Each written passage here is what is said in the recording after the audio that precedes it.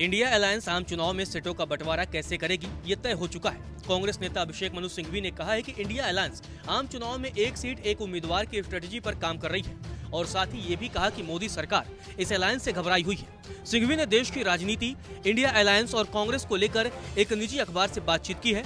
इस बातचीत में उन्होंने क्या कुछ कहा है आपको बता देते हैं।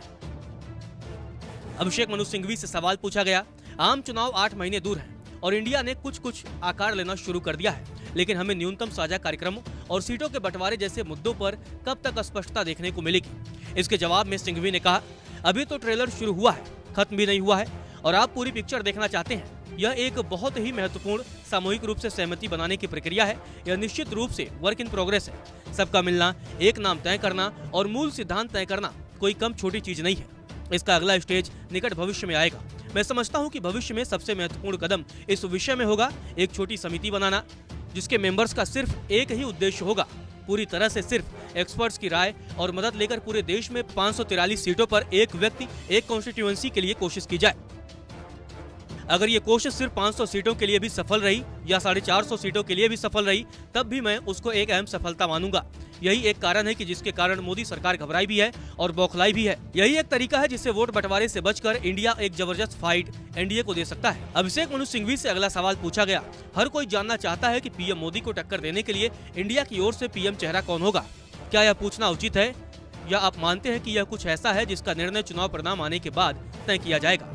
इसके जवाब में अभिषेक मनु सिंघवी ने कहा, यह जानबूझकर बीजेपी एनडीए द्वारा फैलाया गया एक शगुफा है। मेरा शुरुआत से मानना था और अब इंडिया अलायंस ने घोषित भी कर दिया है कि आज जो सबसे अहम मुद्दे हैं वो 2 हैं।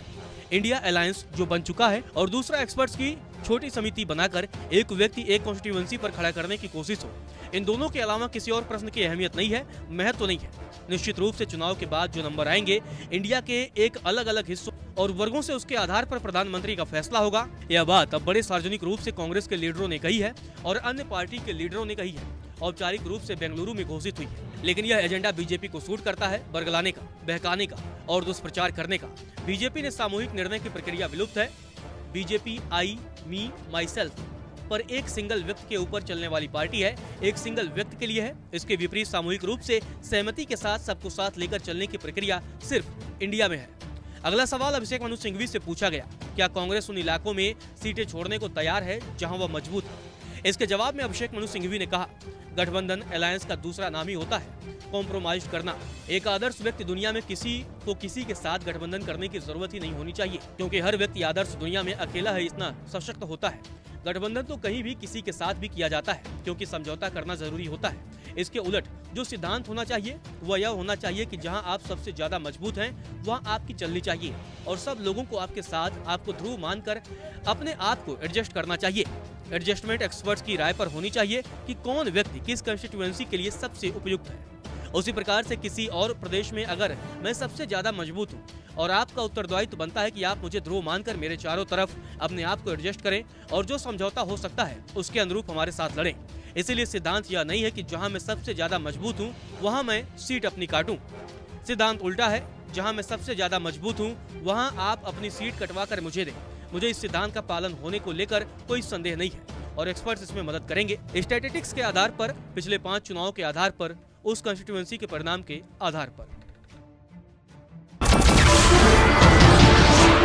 नमस्कार, मैं हूं मानक गुप्ता। अगर आपको हमारा ये वीडियो पसंद आया हो तो इसे लाइक और शेयर जरूर करें और हाँ, हमें सब्सक्राइब और फॉलो करना ना भूलें ताकि आप देश और दुनिया की कोई खबर मिस ना करें। तो जुड़े रहिए हमारे साथ और देखते रहिए न्यूज़ 24।